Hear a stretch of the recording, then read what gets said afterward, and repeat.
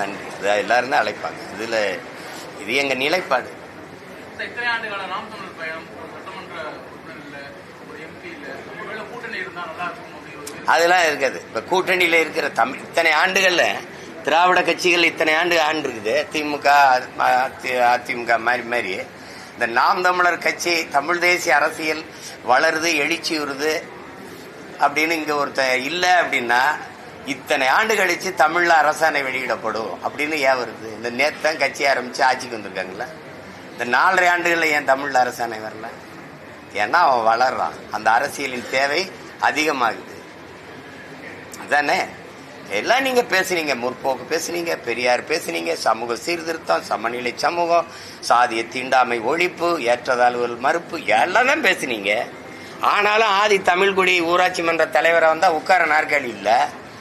இந்த நூற்றாண்டுல இவ்வளவு அறிவு வார்ந்த சமூகம்ங்கிறோம். எல்லாம் ஜனம் உள்ளங்கையில உழவு துவச்சு பார்த்துருக்கான். எங்களுக்கு மேல் பகுதியில கோயிலுக்குள்ள கும்பிட இறைக்கு முன்னாடி எங்களுக்கு சமநிலை இல்லை. தனித்தனி சுடுகாடு. இது என்னைக்கு ஒழிக்கிறது சொல்லு? செத்தவண்ணா எங்களை புதைக்க ஒரே இடம் இல்லை. ஒரே குடியிருப்பு இருக்கு, எல்லாரும் ஒன்னா குடியிருக்கிறான். அதான் செத்தவண்ணா பணத்தை புதைக்க தனித்தனியா வச்சுக்கிறேன். இந்த நிலையை ஒழித்தது இந்த இனத்திலே எங்கள் தலைவன் தான். ஈழத்துல இந்த நிலையை மாத்தி காட்டினார். என்ன மேல் பாதையில என்னது சொல்லு? எங்க தாத்தா முத்துராமலிங்க சொல்றாரு, உண்கிறகை உயர்ந்தது உழைக்கிறகை தாழ்ந்தது என்கிற எண்ணம் எவருக்கும் வரக்கூடாது. இறைவனுக்கு முன்பு இரு கரமும் குவித்து தான் நம் வணங்குறோம். அந்த எண்ணம் எல்லோருக்கும் இருக்கணும். மனிதனில் உயர்ந்தவன் தாழ்ந்தவன் என்ற பாகுபாடு கூடாது. இது அண்ணல் அம்பேத்கர்ல இருந்து மிகப்பெரிய தத்துவ பேரறிஞரெல்லாம் நமக்கு போதிச்சு பாடி சித்தர்கள், யோகிகள், ஞானிகள், வள்ளுவ பெருமகனார், அவ்வை மூதாட்டி, சிவாக்கிய சித்தர் எல்லாரும் தான் பாடினாங்க. பாரதி பாடினா, பாரதிதாசன் பாடினா. பயன் என்ன இருக்கு? பயன் என்ன இருக்கு? கோயில்ல ஒன்னா போய் உட்காந்து சாமி கும்பிட முடியல. இவ்வளவு பெரிய அதிகாரம் வேடிக்கை பார்த்துருக்கு, பூட்டிட்டு போகுது. ஆனா வெளியில வந்து பயங்கரமா முற்போக்குங்குது, சீர்திருத்தம்ங்குது. அங்க பள்ளிக்கூடத்துக்கு போற புள்ள புத்தகத்தோட போகாம கத்தியோட போய் குத்திக்கிட்டு இருக்கான். சிந்தனை என்பதே சமூகத்தின் விளைச்சல். அப்ப எப்படிப்பட்ட சமூகத்தை இந்த நிலை மாறும்னா இன்னொரு தலைமுறை சரியாகி வந்து இதை மாத்தும் நினைச்சா அடுத்த தலைமுறை அந்த பிஞ்சு நெஞ்சுக்குள் இந்த நஞ்சு விழுந்தது எப்படி? கத்தி எடுத்து குத்தி ரத்தம் பார்க்கிற கொடிய மனநிலை அந்த பிஞ்சு நெஞ்சுக்குள்ள எப்படி வருது? அப்ப கல்வி எதை போதிக்குது? அவன் வாழுகிற சமூகம், அதை சுற்று அந்த சூழ்நிலை எப்படி அவனை உருவாக்கி இருக்கு? அந்த துணிவு எப்படி வருது? கத்தி எடுத்துட்டு போய் தன்னை வயதொத்த சக மாணவனை வெட்டிடலாங்கிறத எப்படி வருது? எவ்வளவு நடுக்கமும் பயமும் வருது பாருங்க. ஒரு தலைமுறை எப்படி தயாராகி வருது பாருங்க. எல்லா பள்ளிக்கூடங்கள், கல்லூரி வளாகங்கள்லையும் எல்லா வழிபாட்டு தலங்கள்லையும் போதைப் பொருள் இருக்கு. கஞ்சா சாக்லேட் விற்கிது, மிட்டாய் விற்கிது. திரவம் அது மட்டும் இல்லை, எல்லா வழியிலையும் போதை இருக்கு. இப்ப இது ஒரு குற்ற சமூகத்தை திட்டமிட்டு உருவாக்குது. இந்த அரசு அதை பத்தி கவலையும் படுறதில்ல, ஒன்றும் படுறதில்ல. சட்டம் இருக்கு, இதுல ஒழுங்கு இருக்கா? சட்டம் ஒழுங்கு சட்டம் இருக்கு, இதுல ஒழுங்கு இருக்கா? ஏதாவது ஒரு கேள்விக்கு பதிலாவது சொல்றாங்களா? சொல்லு. தம்பி ஆம்ஸ்டாங் கொலையில 3 பேரை சுட்டு கொன்னீங்களே, ஏன் கொன்னீங்கன்னு கேட்டா பதில் சொல்லல. ஏன் கொன்னீங்க? 63 பேர் சாராயங்காய்ச்சி செத்து போயிட்டாங்க, கள்ளச்சாராயங்காய்ச்சி. அவர் திருப்பி 90 நாள்ல பிணையில் வந்து மறுபடியும் சாராயங்காய்ச்சிறாரு. எந்த துணிவில் காய்ச்சிறாரு? ஒன்றும் செய்யாது. ஏன்னா அரசு எல்லா பாதுகாப்பையும் அதிகாரம் கொடுக்குது. நீங்க செஞ்சிட முடியுமா? அப்படி யாராவது செஞ்சிட முடியுமா? அந்த துணிவு எப்படி வருது? அதிகாரத்தில் இருக்க அவங்க அதிகபட்ச நடவடிக்கை என்ன? அங்க இருக்கிற மாவட்ட ஆட்சியரை பணியிட மாற்றுவாங்க, காவல்துறை அதிகாரியை, அதாவது மாவட்ட காவல்துறை அதிகாரியை பணியிட மாற்றுவாங்க. அதுதான் எல்லா குற்றங்களுக்கும். மயிலாடுதுறையில கள்ளச்சாராயம் விற்கிறாங்க, அது கோயிலுக்கு பக்கத்திலே விற்கிறாங்கன்னு படிச்சுக்கிட்டு இருக்க 2 பிள்ளைகள். அதுல ஒரு பிள்ளை என் கட்சி, எங்களுடைய பிள்ளை. 2 பேரையும் வெட்டியே கொண்டுட்டான். என்ன நடவடிக்கை இருந்திருக்கு? அதே தான் அந்த மாவட்ட ஆட்சியர் மாற்றம், அந்த காவல்துறை அதிகாரி மாற்றம். அரசுக்கு எந்த பொறுப்பும் இல்லை, அதுக்கு எதுவுமே தெரியாது. அரசுக்கு எதுவுமே தெரியாது. பாவம் அங்க இருக்க காவல்துறை அதிகாரி, அந்த மாவட்ட ஆட்சியர்கள் தான் எல்லா தவறையுமே. ஏன்னா அவங்க தான் ஊழல் போட்டு சாராயம் காய்ச்சி வீங்கன்னு சொல்றது எல்லாம் அவங்க தான். அப்படி ஒரு அமைப்பு இருக்குது. இது என்ன பண்ணுது? இதெல்லாம் நான் இல்லை, நீங்க இல்லை, இந்த நாட்டில் பிறந்த ஒவ்வொருத்தனும் வெக்கி தலைகுனியன். இதுக்கெல்லாம் இந்த நூற்றாண்டில் ஒரு கோயில் இறைவனுக்கு முன்னாடி ஒரு விரும்பி சாமியை ஒன்றா நின்று கும்பிட முடியல. அவ்வளவு சாதிய தீண்டாமையும் அவ்வளவு ஒரு இது இருக்கு. ஒரு என்னை போல எலும்பு நரம்பு ரத்தம் சதை பசி உறக்கம் கனவு கண்ணீர் எல்லாம் கொண்ட சக மனிதனை நான் என்னிலும் தாழ்ந்தவன், நான் அவனிலும் உயர்ந்தவன் என்று தாழ்த்தி வீழ்த்தி சுகம் காண்கிற ஒரு மனநிலை என்பது மனநோயை தவிர வேற என்னவா இருக்க முடியும்? என்னவா இருக்க முடியும்? பிறப்பின் அடிப்படையில் எத்தனை காலம் இருக்கு பாருங்க. பிறப்பின் அடிப்படையில் உயர்ந்தவன் தாழ்ந்தவன் என்ற பேதம் பாராட்டுகிற அந்த கோட்பாட்டை நொறுக்காம நீங்க என்ன சாதிக்க போறீங்க? பிறப்பு ஒக்கும் எல்லா உயிருக்கும் பாடி எத்தனை ஆயிரம் ஆண்டுகள் ஆயிடுச்சு. யாரு மேல கீறினாலும் ரத்தம் ஒண்ணுதான் ஆக மொத்தம் நீ நானும் 10 மாதம் தான் தாத்தன் பட்டுக்கோட்டை பாடுறான். எவ்வளவு பேர் இருட்டறையில் உள்ளதடா உலகம் சாதி இருக்கின்றது என்பானும் இருக்கின்றானேங்கிறார் புரட்சி பாவலர். சாதிகள் இல்லையடி பாப்பாங்கிற அவ என்ன எதுக்கு சொல்ற? அடுத்த தலைமுறை பிள்ளைகளுக்காவது அந்த நல்விதையை நெஞ்சில விதைப்போன்னு நினைச்சுதான் அவன் பாப்பாவுக்கு பாடுறான். ஏன் தாத்தாவுக்கோ அப்பாவுக்கோ பாடல? அடுத்த தலைமுறையை தயார் செய்யணும்னு நினைச்சான் பாரதி. அது இப்படி வந்து நிக்குது.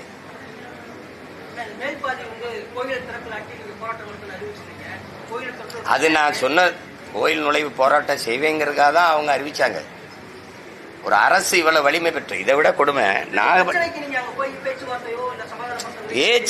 பேச்சுவார்த்தை செய்யறதுக்கு என்ன இருக்கு இங்கே? இப்ப இந்த ஆட்சி, ஆமா போவேன், அது என்ன இந்த ஆட்சியாளர்களை பத்தி பாத்தீங்கன்னா, இந்த திராவிட ஆட்சி எப்பவுமே ஓட்ட குறி வைக்கும். நாட்டை பத்தி கவலைப்படாது, மக்களை பற்றி கவலைப்படாது. இப்ப இங்க எதை பண்ணா இந்த சாதி ஓட்டு போயிடும், இங்க போனா இந்த சாதி ஓட்டு போயிடும். அதே தான் வேங்கை வாசல்லையும் அதே தான் பண்ணிச்சு. இப்ப நாகப்பட்டினத்துல ஒரு உயர் சாதி சுடுகாட்டு வழியே தாழ்ந்த சாதிக்கார ஒரு மகன் இறந்துட்டாரு. அந்த சுடுகாட்டு வழியே அவர் உடலை எடுத்துட்டு போக விடல. அது ரொம்ப கலவரமாச்சு. அப்ப மாவட்ட ஆட்சியர் போய் மாற்று பாதை தாரேன் அதுல கொண்டு போங்கன்னு தான் சொன்னார். வெளியே போங்க, யார் தடுக்கிறான்னு பாப்போம்னு சொல்லு. அப்ப அரசே தீண்டாமையை வச்சிருக்கு. இது நினைச்சா என்ன பண்ணிட முடியும் சொல்லுங்க? வாக்கு செலுத்துறதுக்கு துணை ராணுவ படையை கொண்டாந்து வச்சுக்கிட்டு, காவல்துறை வச்சுக்கிட்டு எங்களை பாதுகாப்பா வாக்கு செலுத்த வைக்கிற நீங்க எங்களை பாதுகாப்பா வழிபட வைக்க முடியாது.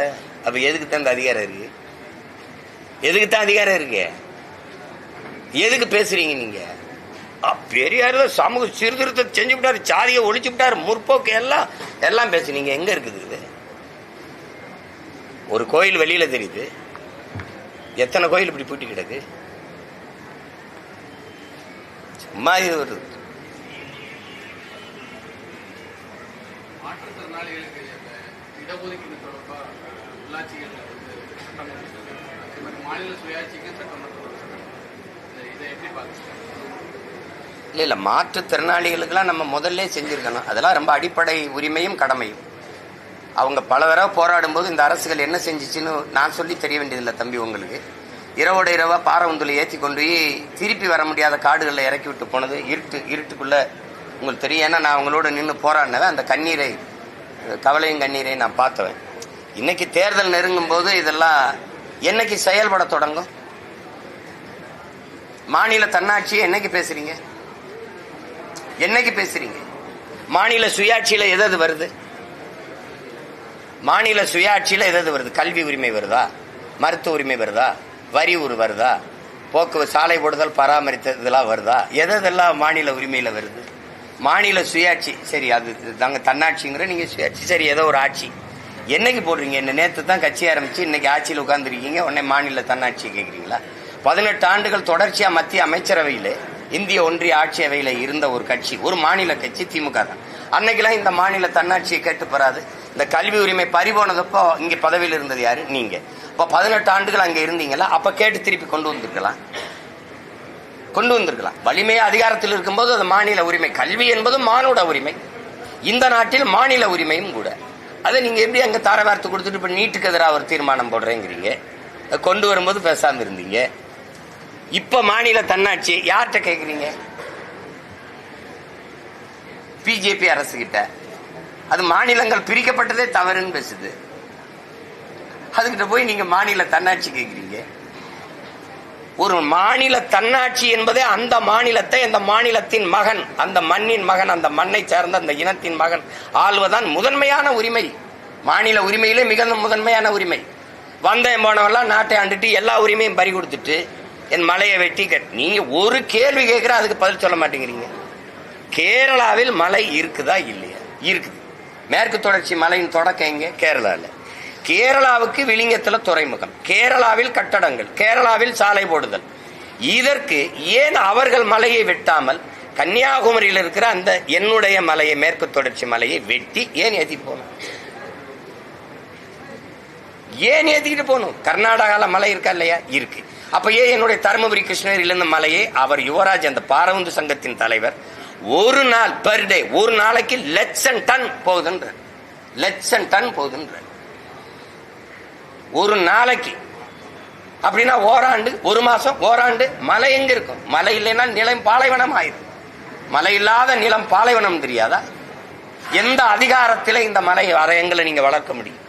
ஒரு அடிப்படை அறிவு தானே இது. என் தம்பி கோபி நாயனா இருக்கு. பகுத்தறிவுங்கிறது என்ன? மலையை வெட்டக்கூடாதா, அது தாயின் முளை மார்பு போல பூமி தாயின் மலை மார்புடான் ஒரு அடிப்படை அறிவு தானே பகுத்தறிவு. அது இல்ல உனக்கு? மனித உடலுக்கு தோல் மாதிரி ஆத்துக்கு மணல், உலகத்தின் தலை சிறந்த நீர் வடிகட்டி நீர் தேக்கி மணல், அது அல்ல கூடாத ஆறு செத்து போகும். இந்த அடிப்படை அறிவு இல்லை உனக்கு? எப்படி வீடு கட்டுறதுன்ற? இத்தனை ஆயிரம் ஆண்டுகளா வாழ்ந்து கோட்டை கட்டி ஆண்ட ஒரு இனம் ஆத்த கொன்னு மலையை நொறுக்கித்தான் கோட்டை கட்டிச்சா? என் பாட்டங்க இத்தனை வீடு, நாங்கெல்லாம் வீடு கட்டி வாழ்ந்தது இந்த நாட்டில் இருக்க ஆத்து மணல் அள்ளி அள்ளி மொத்தமா தின்னா? இந்த மண்ணின் மக்களின் மணல் தேவைக்கு மட்டும்தான் ஆற்று மணல் அள்ளப்பட்டதா? யாரு மனச்சான்றோட பதில் சொல்வா? அரபு நாட்டில் விற்கல, அருகில் இருக்கிற மற்ற மாநிலங்கள்ல விற்கல. இங்க பாலாற்று மணல், இங்க தாமிரபரணி ஆற்று மணல், இங்க மணல் கிடைக்கும்னு எழுதி வச்சு கேரளா கர்நாடகால விற்கல. என்ன உரிமை நீங்க பாதுகாக்க போறீங்க? எனக்கு காவிரியில் இருக்கிற நதிநீர் உரிமை இருக்கா? எனக்கு 410 டிஎம்சி தண்ணி வந்துகிட்டு இருந்ததுல ஏன் 150 டிஎம்சி 50 டிஎம்சிக்கு போய் மண்டியிட வேண்டிய நிலைமையை உருவாக்குறது இந்த திமுக, இந்த காங்கிரஸ். யாருக்கிட்ட கேட்கறீங்க தன்னாட்சி? யார் தரப்போறா? யார் தரப்போறா? சாதிவாரி கணக்கெடுப்பு அது மத்திய அரசு எடுக்கணும். உங்களோட கூட்டணி வச்சிருக்கிற தெலுங்கானால இருக்க காங்கிரஸ் எடுக்குது, கர்நாடகாவில் இருக்கிறது எடுக்குது, எல்லாம் எடுக்குது. நீங்க எடுக்கணும், அது சாட்டி விட்டுறணும். இஸ்லாமிய சிறைக்கைதி அது ஆளுநர் கையெழுத்து போடலாம். அவர் போட மாட்டாருன்னு தெரியுது. அவர் RSS மெம்பர் ஆஃப் RSS. அவர் எப்படி இஸ்லாமிய சிறைக்கைதிக்கு விடுதலைக்கு போடுவாரு? அப்ப வாக்கு கேட்கும்போது என்ன கேட்டிருக்கணும்? ஆளுநர் கையெழுத்து போட்டா விடுதலை செய்யறேன் அப்படி சொல்லியிருக்கணும். குடும்ப தலைவிக்கு 1000 நீங்க ஓட்டு வந்த பிறகு என்ன சொல்றீங்க? தகுதியானவன். ஏன் ஆத்தாராக்கா தகுதியை பார்க்க நீங்க? உங்களுக்கு என்ன தகுதி இருக்கு? எங்க அம்மாவுக்கு தகுதி இருக்கா இல்லையான்னு சொல்ல? இதெல்லாம் சேட்டை தானே. அப்ப வாக்கு கேட்கும்போது சொல்லியிருக்கணும், தகுதியான குடும்ப தலைவிக்கு 1000 ரூபாய் கொடுக்குறோம். போயான்ட்டு போயிருப்பாங்க. எல்லாமே ஏமாற்று, எல்லாமே ஏமாற்று. இப்ப திடீர்னு தேர்தல் வரும்போது ஏன் இந்த பாசம் வருது? அதான் திரும்ப திரும்ப சொல்றேன்ல, தனியா போடுவான், பொம்பளையில பிடிச்சி காய் பிடிச்சி செலவு பண்ணுவான், தாலியை தோடு தொங்கட்டான அத்துட்டு போவான், ராத்திரில ஆடு மாடுல திருடிப்பான், எல்லா சல்வாரித்தனமும் ஒருத்தன் பண்ணுவான். நான் கோயில்ல நாங்க மாரியம்மாவுக்கு முளைப்பாரி போட்டு காப்பு கட்டும் போது அவனும் மாலையை போட்டுருவான், அவனும் காப்பை கட்டிக்கிடுவான். அவன் திடீர்னு திருவிழா வரும்போது சாமி ஆடுவான் பாருங்க, அந்த ஒரு நாள் புனிதன் ஆயிடுவான். அது மாதிரி இந்த திராவிட கட்சி இருக்குல்ல, குறிப்பா திமுக இருக்குல்ல, அது கோயில் திருவிழா, அது தேர்தல் திருவிழா. தேர்தல் திருவிழா வரும்போது புனிதர் வேடம் போடும் பாருங்க, அது திடீர்னு தீர்மானம் போட்டுரும். இந்த தீர்மானத்தால மாநில தன்னாட்சி வந்துடும், இதை கொடுத்துட்டு போயிடுவாங்க. தன்னாட்சியில எது வருது? மொழி உரிமை இருக்கு. முதல்ல மொழி இருக்குதா? என் தாய்மொழியில படிக்க உரிமை இருக்கா? படிச்சா அதுக்கு வேலை கிடைக்குமா? அதை கொடுத்திருக்கீல. கர்நாடகால தனியார் முதலாளிகள் வந்து தொழிற்சாலை தொடங்கினாலும் அதுல 100 விழுக்காடு கர்நாடகர்களுக்கு வேலை வாய்ப்பு கொடுக்கறதுன்னா வாண்டான். அப்படி ஒரு சட்டம் அப்படி இருக்க, அப்படி பாதுகாப்பு இருக்க. உயர்நீதிமன்றம் சொல்லுது, தமிழ்ல படிச்சவங்களுக்கு ஒரு 20 விழுக்காடாவது வேலை வாய்ப்பு கொடுக்கணும். உயர்நீதிமன்றம் கெஞ்சுது. இது பேரு தமிழ்நாடு. சும்மா மாநகராட்சி கட்டடங்களையும் அரசு அலுவலகங்களையும் தமிழ் வாழ்கன்னு எழுதுனா வாழ்ந்துருமா? உள்ள கோப்புகள்ல, உள்ள இருக்க கோப்புகள்ல தமிழ் இருக்கா? இன்னைக்கு தான் இத்தனை நாள் கழிச்சு அரசாணை தமிழ்ல வெளியிடுவோம் அப்படின்னு. உங்களை எல்லாம் நாங்க எப்படி எப்படி எடுத்துக்கிறது? நாங்க எங்களுக்கு இந்த கச்சத்தீவு பறி போனது, காவிரி நதி நீர் போனது, அதெல்லாம் விட பெரிய வருத்தம் இருக்கு. எங்களை நீங்க இந்த பங்காளீஸ்வரம் மாதிரி எங்களை வச்சு காமெடி பண்ணலையும் பாருல, அது மாதிரி எங்களெல்லாம் ஒரு அறவேக்காட்டு பயமக்க, அரசியல் தெளிவு, அறிவுள்ள சுத்தமா அறிவில்லாத மக்கள், அரசியல் தெளிவோ புரிதலோ இல்லாத ஒரு கூட்டம் நினைச்சுக்கிட்டு இப்ப கச்சத்தீவை மீட்க தீர்மானம்ங்கிறது, இப்ப இது மாநில தன்னாட்சிக்கு தீர்மானம்ங்கிறது, எங்களை எல்லாம் என்னவா நீங்க கருதிக்கிட்டு வேலை செய்றீங்க? என்னது எப்படி நினைச்சிருக்கீங்க? எங்களை சுத்த பைத்தியக்கார பைய மக்கவீங்க. அது ஏதோ பேசுனா அது நாங்கள் அதை தேர்தல் நேரத்தில் பேசணும்ல. கச்சத்தீவை மீட்பிற்கு தீர்மானம், மாநில தன்னாட்சிக்கு தீர்மானம், அது நீட்டு தேர்வுக்கு எதிரான தீர்மானம் படிக்கணும்ல. அதையும் கூட அப்படி மனசுல இருந்து சொல்ல தெரியாது, பார்த்தா படிக்கணும். நீங்க போட்ட தீர்மானம் தாங்க அப்படி நெஞ்சில் வச்சு சொல்லுங்க. அது எப்படி? ஒரு தலைவனுக்கு உள்ளத்திலிருந்து வரணும் வார்த்தைகள். மக்களின் பிரச்சனை மனசிலிருந்து வரணும். உதட்டில இருந்து மக்களுக்கு என்ன பிரச்சனைன்னு பார்த்து படிக்கிற எப்படி தலைவனா இருக்க முடியும்? அப்புறம் திடீர்னு உங்களுக்கு எல்லாம் என்ன பிரச்சனைன்னு நாங்க ஒரே கும்பிட, ஐயா 65 வருஷமா நீங்க தாயா பிரச்சனை, எங்களுக்கு வேற எந்த பிரச்சனையும் கிடையாது. பிரச்சனையே இவங்க தான், இவர்கள் ஆட்சி முறை. இதுல இருந்து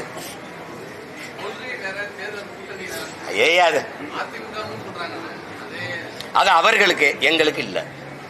இத்தனை தம்பிமார் இருக்கிறீங்க, இவ்வளவு படிச்ச பிள்ளைங்கள், உங்களுக்கு மிகப்பெரிய பொறுப்பும் கடமை இருக்கு. ஊடகத்துல நற்செய்திகளை, நல்ல கருத்துக்களை கொண்டு போய் விதைக்கிறது. நீங்க சொல்லுங்க, கூட்டணி இல்லாமல் எப்படி வெல்ல முடியும்னு கேட்கிறேன். நீங்க கொள்கை இல்லாம எப்படி வெல்ல முடியும்னு ஒருத்தரை கூட கேட்கலையே. கொள்கை முக்கியமா, கூட்டணி முக்கியமா? கூடி கொள்ளையடிச்சா, கூடி கொலை செஞ்சா சரின்னு ஏற்கிறீங்களா? உலகத்துல நீங்க சொல்லுங்க, நெருப்பை எப்படி நெருப்பை வச்சு அணைப்பீங்க? நெருப்பை தண்ணீர் வச்சு தானே அணைக்கணும், அப்படித்தானே? தீமையை எப்படி தீமையை வச்சு ஒழிப்பீங்க? நீங்க உலகத்தில் இருக்க எல்லா சித்தாந்தங்களும் எடுத்துக்க. இறைமகன் இயேசு கிட்ட எடுப்போங்க, இறை தூதர் நபிகள் நாயத்திட்ட போங்க, இல்ல பகவான் கிருஷ்ண பரமாத்மாட்ட போங்க, இல்ல சித்தர்கள் ஞானிகள் யோகிட்ட போங்க. தீமையை நன்மையை வச்சுத்தான் ஒழிக்க முடியும். அதுதான் எல்லா ஞானிகளும் மேதைகளும் நமக்கு கற்பிச்சது. தீமைக்கு மாற்ற எப்படி இன்னொரு தீமை? சரி, திமுக அதிமுக போயிடும். ஊழலா லஞ்சத்தை ஒழிக்கணும். எப்படி ஒழிப்பிய? மது ஒழிக்கணும். இங்க மது இருக்குதா இல்லையா? அவன் 65 ரூபா கமிஷன் வாங்கினா கூட 25 ரூபா போட்டு வாங்குவான ஒழிய ஏதாவது இருக்குன்னு சொல்லு. இல்ல எதுல மாறுதல் சொல்லுங்க. இந்த கொடியில அண்ணா இருக்காரு, அங்க இல்ல, அவ்வளவுதான். பார்ட்டி செஞ்சிருக்கு, பாலிசி செஞ்சிருக்க. சொல்லுங்க தம்பி, நாங்க வந்தது தெளிவாய்க்கிறோம். ஒவ்வொரு தடவை இந்த கேள்வி எழுப்பக்கூடாது. ஆள் மாற்றம் ஆட்சி மாற்றத்துக்கு வரல. நாங்கள் அடிப்படை அமைப்பு அரசியல் மாற்றத்திற்கு வந்த புரட்சியவாதிகள், கட்டிய கட்டடத்திற்கு வெள்ளையடிக்க வந்த சீர்திருத்தவாதிகள் அல்ல. இந்த கட்டடத்தை தகர்த்து விட்டு புத்தம் புதிதாக ஒரு மாற்று கட்டடத்தை கட்ட வந்தவர்கள். அதைத்தான் இளைய புரட்சியாளன் பகத்சிங்களுக்கு கற்பிச்சிருக்காங்க. வெளிப்படையாகவே அநீதிகளால் கட்டமைக்கப்பட்ட சமூகத்தை தகர்த்து முற்றுமுழுதாக புதிய ஒரு சமூகத்தை படைப்பதற்கு பெயர்தான் புரட்சிங்கிறான். அதை செய்ய வந்த பிள்ளைகள். நீங்க இந்த மது, மதம், சாதி, போதை, இந்த ஏழ், பசி, வறுமை, பட்டினி, ஊழல், லஞ்சம், கொலை, கொள்ளை, அடக்குமுறை, இதெல்லாம் இல்லாத ஒரு தேசம் படைக்கணும்னா அது புரட்சியால மட்டும்தான் முடியும். அந்த மகத்தான மக்கள் புரட்சிக்கான பணியை தொடர்ந்து நாங்க செஞ்சுக்கிட்டு இருக்கோம். அதுல போய் நீங்க ஆனா அவரோட சேர்ந்துருக்கணும், இவரோட சேர்ந்துருக்கணும். உங்களுக்கெல்லாம் என்ன ஒன்னாப்தி பார்ட்டியாக்கி என்னையும் ஜோலியை முடிச்சு விட்டுறணும்னா நீங்களும் 10-12 வருஷமா ஆசைப்படுறீங்க. நானும் சிக்காம ஓடிட்டுறேன். நான் என்ன இங்க இருக்க ஐயா கருணாநிதி, அம்மையார் ஜெயலலிதா இவங்களை பார்த்து அரசியல் செய்ய வந்த பையன் நினைச்சிருக்கீங்களா? அப்படி ஆள் நினைச்சிருக்கீங்களா? உலக நாடுகள்லாம் எழுத்த போதும் ஒரு ஆளா நின்று சண்டை செஞ்ச தலைவனின் பிள்ளை நாங்க. விடுங்க, அதெல்லாம் எனக்கு ஒன்றும் இல்லை. கூட்டணி வச்சு 10 சீட்டு வென்றுட்டேன். வென்று போய் என்ன பண்ணுவேன்? வென்று போய் இன்னும் எங்க முன்னவர்கள் என்ன செஞ்சுட்டாங்க? ஏதாவது பேசுவாங்க, அவை குறிப்புல இருந்து நீக்குங்கம்பாங்க. அதுக்கு வெளியிலே பேசிடலாம். மக்கள் மன்றத்துல பேசவே மகத்தான செய்திகள் கோடி இருக்கு. அங்க போய் என்ன போய் சாணியை தட்டலாம். என்ன இந்திய தேசத்தை ஏற்றுக்கொண்டு தமிழ் தேசியம் பேசுறது நான்சென்ஸான அரசியல் சொல்லி திருமாவளவன் பேசுறாரு. தமிழ்நாடு கேட்கலாமே தவிர தமிழ் தேசியம் இந்திய தேசத்தை ஏற்றுக்கொண்டவர் தமிழ் தேசிய அது எங்களுடைய அண்ணனுடைய கருத்து. பரவாயில்ல, அது எங்க அண்ணனுடைய கருத்து. அந்த கருத்தை நான் மதிக்கிறேன். ஆனா அதை ஏற்கல. விட்டுருங்க, வேற ஏதாவது பேசு. நான் பேசுற அரசியல் இருக்குல்ல, நாங்க செஞ்சுக்கிட்டு இருக்க அரசியல் 2006, 2004, 2005 காலகட்டங்கள்ல இதெல்லாம் எனக்கு கற்பித்த பேராசான் யாரு தெரியுங்களா? யாரு? இப்ப கைகட்டி இருக்கல, இதே மாதிரி எங்க அண்ணன் அங்கே பேசிட்டு இருக்கும்போது முன்னாடி உட்கார்ந்து இருந்த பையன் தான் நான். புரியுதா? அதனால அதை விட்டுறணும். அதை விட்டுறணும், அந்த இடத்துக்கு போகக்கூடாது. எனக்கு நான் எதிரியை கருவில் இருக்கும்போதே குறிச்சிட்டேன், இவனை தான் நான் ஒழிக்கணும்ட்டு. அப்புறம் இது உங்க அண்ணன் இப்படி பேசுறாரு, அவர் இப்படி அவர் பேசுறாரு, அது எங்க அண்ணன் கருத்து. சரி, அவ்வளவுதான், விட்டு போயிடணும். வேற ஏதாவது கேளுங்க.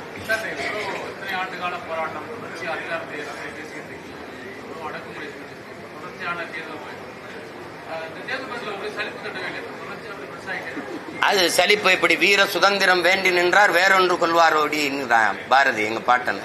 எங்க தலைவர் எங்களுக்கு கற்பிச்சது சுதந்திர பசி கொண்ட மக்களை சோற்று பசி ஒன்றும் செய்யாது. உயர்ந்த லட்சியமும் நோக்கமும் கொண்ட ஒருத்தனை இந்த தற்காலிக தோல்விகளோ இதெல்லாம் அடக்குமுறையோ ஒடுக்குமுறையோ சிறையோ வழக்கோ அதெல்லாம் ஒன்றும் செய்யாது. நாங்க நாங்க செய்யறதெல்லாம் அது என்ன, இப்ப மொழிக்காக உடம்புல நெருப்பை கொட்டி வெந்து செத்தவன், காவிரி நதிநீருக்காக என் தம்பி விக்னேஷ் செத்தா, 7 பேர் 3 அண்ணங்க விடுதலைக்காக என் தங்கச்சி செங்கொடி செத்தா, ஈழ படுகொலையை தடுக்க என் தம்பி முத்துக்குமார் செத்தான். என் தலைவனே சொன்னது. நாம களத்துல போராடுறோம், எதிரியோட சண்டை செய்யறோம், அவன் ஒரு தோட்டா நெஞ்சில பட்டா இறந்துடும், உடனே மரணம் நிகழ்ந்துருது. ஒருவேளை எதிரி கையில சிக்கிட்டா நெஞ்சில விசக்குப்பி இருக்கு, கடிச்சா அடுத்த உடம்புல வெறி எண்ணெயை கொட்டிக்கிட்டு நெருப்ப பத்த வச்சு சிறுக சிறுக சிறுக வெந்து உயிரை கொடுக்கறது இருக்குல்ல, அதான் ஆகப்பெரிய வீரம். அந்த வீரம் தமிழ்நாட்டில் தான் இருந்ததுங்கிறாரு. அதை வளர்த்து எடுக்காம அதை பார்த்த நாங்க போராளிகள் ஆயிட்டோம், நீங்க வாக்காளிகள் ஆயிட்டீங்களே தம்பின்னு என்று சொன்னது இன்னும் என் காதலுக்கு இருக்குது. உங்களுக்கு விளங்குதுன்னு நினைக்கிறேன். அதனால அது ஒண்ணுமே கிடையாது. எங்கள் முன்னவர்கள் செய்த ஈகத்துல நாங்க செஞ்சுக்கிட்டு இருக்கோம். அண்ணன் படுற அவமானம் ஏச்சு பேசல, இன்னும் எங்க தலைவரை மட்டும் 100 விழுக்காடு ஏத்துக்கிட்டாங்களே. காந்தி மேல விமர்சனம் இல்லையா? எங்க தாத்தா காமராஜ் முத்துராமலிங்க, எங்க பாட்டன் வஉசி மேல விமர்சனம் இல்லையா? இவனுக்கு விமர்சனம் இல்லைன்னா விமோச்சனம் இல்லை, தூங்க மாட்டான். அடுத்தவனை குறை சொல்லிட்டே இருக்கு அவனுக்கு. அதனால அதை போய் பொருள்படுத்தி இருக்க வேண்டியதில்லை. எனக்கு ஒரு சோர்வும் இல்லை. சோர்வு அடைகிற ஆள் மாதிரி இருக்கா? இல்ல அப்படி இருக்கா? பாருங்க, மற்றவங்க எல்லாம் கூட்டணி போயிட்டு இருக்காங்க. நாங்க அடுத்த தேர்தலை எப்படி சந்திக்கிறது கூட்டமா பேசி போயிட்டு இருக்கோம். 100 வேட்பாளருக்கு மேல தேர்வு பண்ணி வச்சிருக்கேன். பாருங்க, 234ல 134 பேர் இளைஞர்களுக்கு கொடுப்பேன். இவன்லாம் ஒரு வேட்பாளரான்னு ஒளி வாங்கி நீட்னான்னு வச்சுக்க, கொண்டே வருவான் அவனைய. அவ்வளவு பெரிய ஆளுகளா வச்சிருக்கேன். சரிங்க, சும்மா அதெல்லாம் ஒரு 2 வாரத்துக்குள்ள கடிதம் அது அனுப்புறேன்னு இருக்காங்க. நான் கேட்டிருக்கேன். அது சில திருத்தங்களை சொன்னாங்க, அதை திருப்பி இதை மாறுதல் செஞ்சு கொடுத்துருக்கேன். வந்துடும்.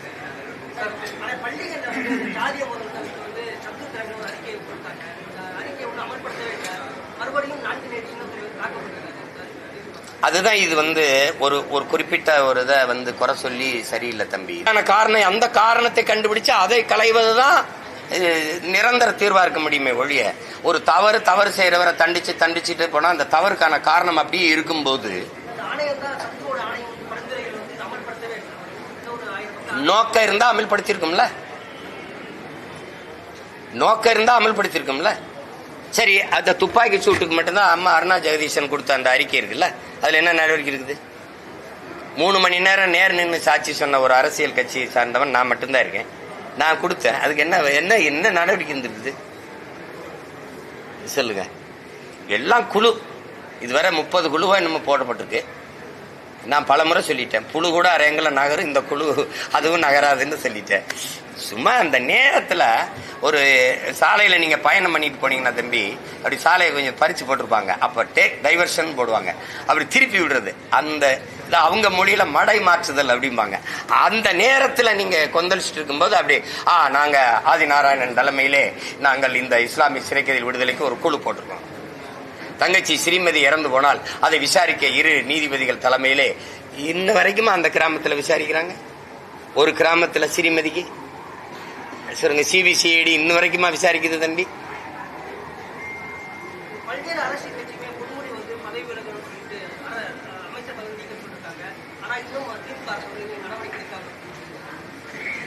அது அந்த கட்சி தலைமை முடிவு செய்யணும். நான் அதெல்லாம் சொல்லல. ஐயா அப்படி முதிர்ந்த மூத்த தலைவர், ஒரு பேராசிரியராக இருந்தவர், அது பல மாணவர்களை உருவாக்கியவருங்கிறாங்க. ரெண்டாவது அவர் இருக்கிற உயரத்திற்கு அந்த பேச்சு கண்ணியமா இல்லை. அதை தவிர்த்திருக்கலாம். நீங்க அது அவ்வளோ பெரிய தலைவருக்கு அது அழகு இல்லை. அதுக்கு மேல கட்சியில நீங்க அதெல்லாம் நாம முடிவு எடுக்க முடியாதுல்ல. அது என் கட்சி இல்ல.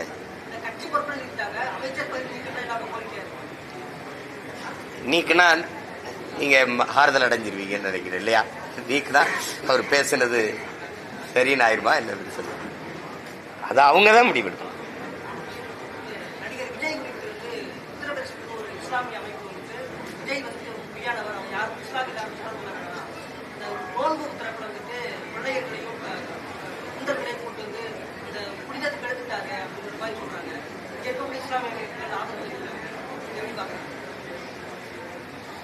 அவ்வளவு தூரம் போகணுமா? எனக்கு தம்பியை பற்றி தெரியும். ஸோ அது மாதிரிலாம் உள்நோக்க வச்சுக்கிட்டு செய்யற ஆள் கிடையாது. ஒரு யதார்த்தமான ஆள். அது தொழுகைக்கு அது வந்து நீங்க இஃப்தார் விருந்துல கலந்துக்கிறீங்க நோன்பு திறப்புல அப்படின்னா அது கூப்பிட்டுருப்பாங்க, போயிருப்பாங்க. அதுல போய் இவ்வளவு தூரம் பீகார்ல இருந்து பஞ்சாப்ல இருந்து பாகிஸ்தான்ல இருந்தெல்லாம் வந்துட்டு அறிக்கை விட்டுட்டு இருக்காங்கல்ல, அதெல்லாம் ரொம்ப வேடிக்கையா இருக்கு. அது விஜயை பத்தி உங்களுக்கு தெரியாதா? சொல்லுங்க, தெரியுமா தெரியாதா? ஏன்னா இதெல்லாம் இது சும்மா ஏதோ சொல்லணும் பேசணுங்கிறதுக்காக பேசுறதுக்கெல்லாம் நம்ம பதில் பேசிட்டு இருக்க வேண்டியதில்லை. எனக்கு தனிப்பட்ட முறையில் தம்பியை தெரியும். அதெல்லாம் சும்மா பேசுவாங்க. அவங்களுக்கு ஏதோ பேசணும், ஒரு கவனத்தை தன் பக்கம் இழுக்கணுங்கிறதுக்காக பேசுறது தான் இதெல்லாம். இப்படிலாம் பேசினீங்கன்னா அடுத்த தடவை இஃப்தார் வந்து கூப்பிட்டா வருவார் அவரு? சொல்லுங்க. இல்லைன்னா என்னை மாதிரி இருந்துடணும். எனக்கு நிறைய சொந்தக்காரங்க இருக்காங்க. எனக்கு பூரா சொந்தம் பூரா இஸ்லாத்துல. மச்சான் அப்படின்னு அனுப்பிடுங்க, மச்சா சித்தப்பா அனுப்பிடுங்க, நான் வீட்டில் குடிச்சுக்கிறேன். அங்கே போய் இந்த ஒரு நாள் இஸ்லாமிய வேஷம் போட்டு கஞ்சியை குடிச்சிட்டு தொப்பியை மாட்டிட்டு வந்து அந்த நாடகம் வந்து எத்தனை நாளைக்கு நடத்துவீங்க? நான் என் மக்களினுடைய அவங்களுக்கு உறவானவன், உரிமைக்கு நிற்கிற உரிமைக்கானவன், அவங்களுக்கு அவங்க உணர்வுக்கானவன், உயிரானவன், அவ்வளவுதான். அந்த உணவுக்கானவன் இல்லை. உணவை கொடுத்தா சாப்பிடுவேன். அது சும்மா போட்டு அந்த நேரத்தில் இந்த வாக்குன்னு ஒன்று இல்லைன்னா நீ மதிச்சு போய் இஃப்தார் விருந்தில் குறிப்பிய. அது நெத்தியில திருநீரோட தொப்பிய போட்ட ஆளுகள்லாம் இருக்கு, பார்த்திருக்கீங்களா? அதை நான் ரசிக்கல. அது எல்லாரும் செய்யறாங்க, அதனால நானும் செய்யணும்னு ஒன்று விதி இல்லை. அதனால நான் அதை தவிர்த்துக்கிறேன். அதுக்காக எனக்கு வந்து அது இல்லை, நீங்க போய் ஏன் பங்கேற்கீங்கலாம் விமர்சனம் இல்லை. அதான் அவங்க விருப்பம். நான் செய்யறதுல யாரும் எங்க உறவினரும் நீ வந்தது என் தீரணும்னு யாரும் என்னை கூப்பிடுறதும் இல்லை. உங்களுக்கு புரியுதுன்னு நினைக்கிறேன். அதனால அதுல திரும்ப திரும்ப சொல்ற இந்த மாதிரி குற்றச்சாட்டுகள்லாம் தம்பி விஜய் மேல வைக்காதீங்க. அது நல்லா இல்லை. வேற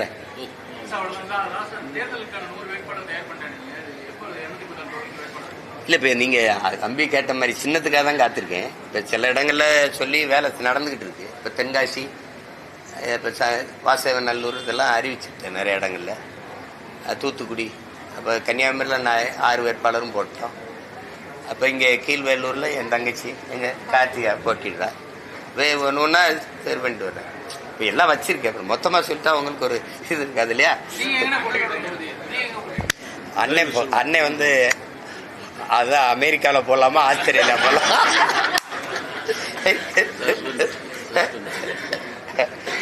கார்த்தி பொறுமையா இரு, அண்ணன் சொல்லுவல்ல. நீ ஏன் இவ்வளவு கூட்டணியே முடிவாகலடா தம்பி. அதுக்குள்ள நீ எங்க நிக்கிற போறாரு? கொஞ்சம் இரு, கடைசியா சொல்றேன். உனக்கே தெரிஞ்சிடும் அண்ணன் இந்த தொகுதியில தான் எல்லாத்தையும் அறிவிச்சுட்டாரு, அப்ப இங்கதான் போட போறாரு போல இருக்குன்னு நீயே கண்டுபிடிச்சிருவேன். கொஞ்சம் பொறு. வேற அவ்வளவுதான். மிக்க நன்றி, மகிழ்ச்சி.